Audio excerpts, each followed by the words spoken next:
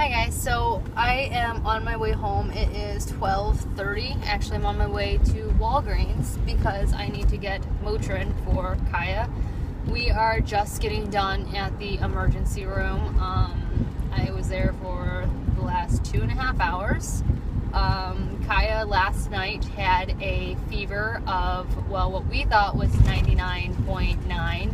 But now, after talking to the ER doctor, it was probably closer to 101 point, like, whatever, because we own a temporal scanner thermometer. We thought it was, like, the one to have because our pediatrician, like, their office uses it, and so we thought, oh, we'll buy this, and we'll be golden. Turns out, the forehead temporal scanners are off by, like, 1 or 2 degrees, which is super annoying because it's just, like, okay, we spent $30 on something that we thought would work, and I understand that the rectal ones are the way to go because they're the most accurate, but I'm not going to traumatize my kid every single time they get sick. I'm sorry.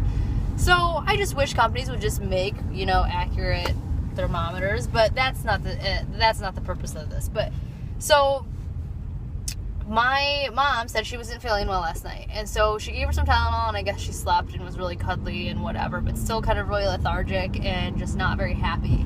So when we got home today at 1 o'clock, I was really excited to see Kaya, thinking she would be super excited, and she just would not even, she was so upset to see me. She wanted me to hold her immediately. She wouldn't smile. She didn't crack a smile all day long, not a single time. I tried giving her my phone. I let her, even play on my Mac, I was sitting there editing videos with her on my lap, and she wouldn't even, lunge for the keyboard like she usually does. And so John put her to bed at 7:30, 8 o'clock, and she fell asleep, and then she woke up, and this whole time she, the temporal scanner was saying her fever was at 101. So we're thinking, okay, that's fine. So we kept giving her Tylenol.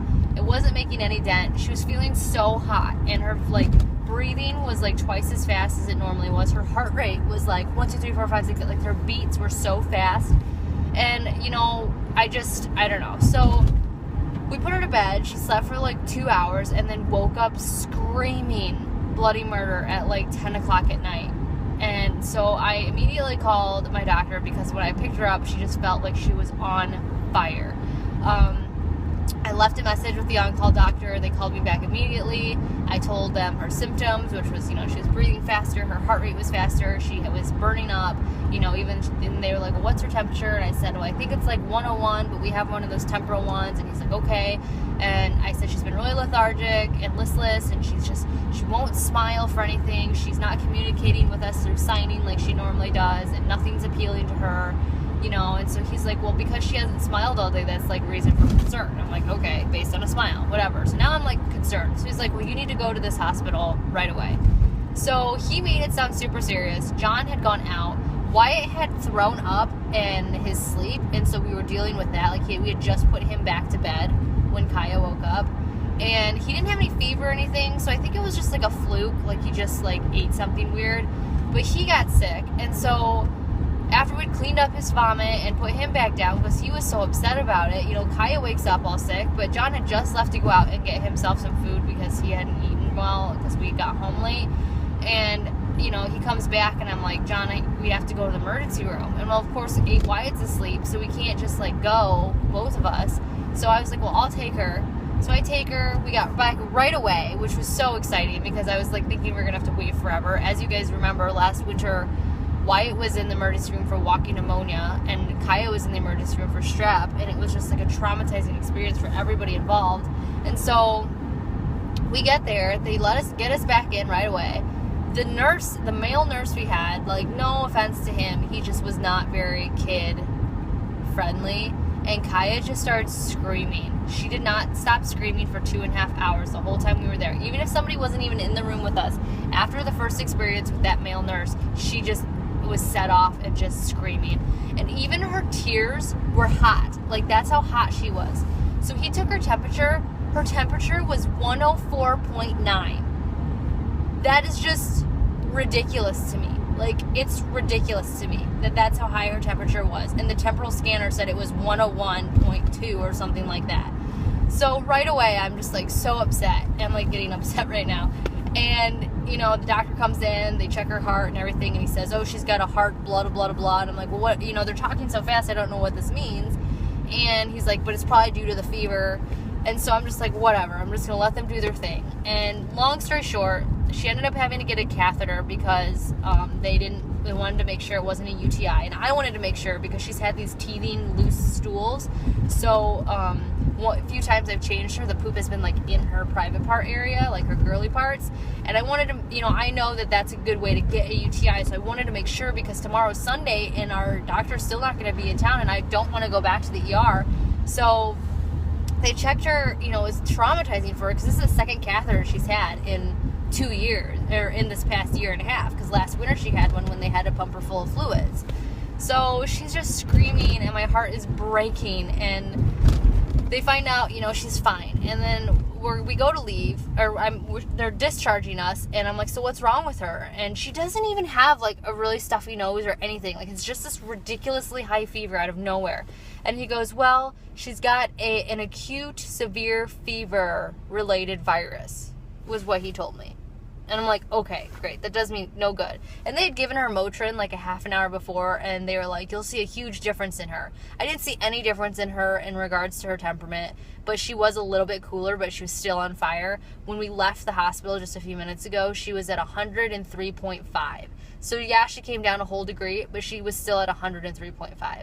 So the doctor is like sitting there and he's like, you know, it's not that big of a deal. She'll be fine. If she gets worse, bring her back. You know, make sure to follow up with your doctor. And I'm thinking, that's what you guys always tell me, is like, bring her back. Of course, it's no problem for us to just drive across town in the middle of the night and pay an ungodly amount of money just to sit here and for you to tell me that it's not that serious after my pediatrician made me sound like she was dying on the phone. You know, like, I don't understand, I guess, ER doctors versus pediatricians. Like, I understand they all have to cover their own butts, but it would make me a little bit happier if the ER doctor kind of, like, made me feel like it was worth coming in and not, like, a drugstore visit would have solved our problems to get Motrin. Like, I don't know. It just drives me insane. Or, like, why couldn't the pediatrician just say, go and get Motrin and give it to her and wait until the morning? Like, I don't know. Like, I understand everybody's got this, like, liability issue and whatever, but it's just really frustrating as a parent and as a person who has to pay a high insurance and deductible and all of that junk. Like, it just drives me insane.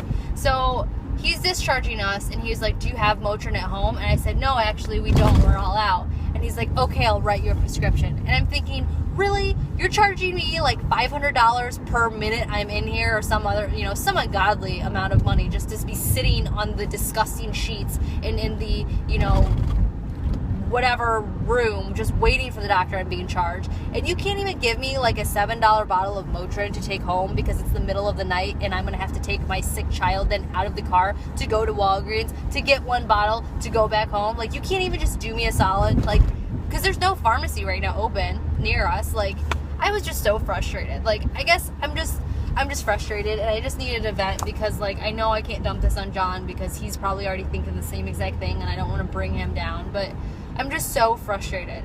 And I never, for people who want to say that bottle feeding is wrong, and I'm not saying that I agree on either breast or bottle, because I think they're both great if it fits your family and what your lifestyle. I don't care what you do. But for people who are like, oh, breastfed babies have such higher immune systems, that may be true. Really, I know that may be true, and I know it's been, like, scientifically proven. But Ava was never this sick in her infancy. Never, ever, ever was she ever this sick in her infancy. I never had to take her to the emergency room except for jaundice, but that was because she was premature. But she never had any, like, illness like this, as much as, like, this is the second time I've taken Kaya to the emergency room in the middle of winter.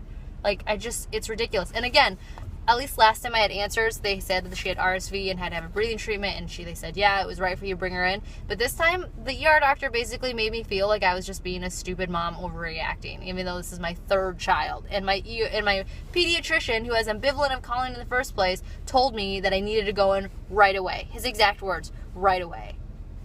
I don't know. I think pediatricians just think that we're made out of money, and we like just, you know, go in the emergency room for fun. I don't know, but I'm just annoyed. I'm super annoyed. And then the registered nurse guy was like, here, these socks are for you because I already got them out of the packaging or something like that, and they were the hospital socks that were like 8 sizes too big for Kaya, and I'm like, okay, well, I guess I'll take that since you won't give me my Motrin. Like, it's just, I don't know.